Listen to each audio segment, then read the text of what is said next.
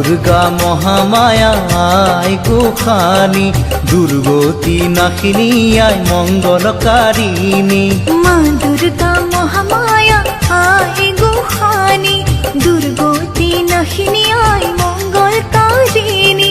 সুৰসী হৈ আয়ে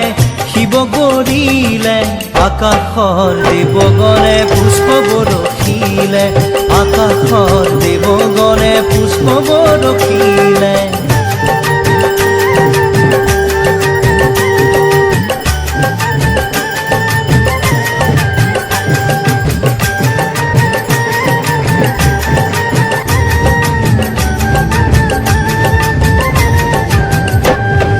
শৰৎকালৰ শুক্লা সন্ধিয়া পৰত গৌৰী আহি মাতৃগৃহত উপস্থিত লগত আহিল মহালক্ষ্মী মহাসৰস্বতী আৰু আহিল কাৰ্তিক বাবা গণপতি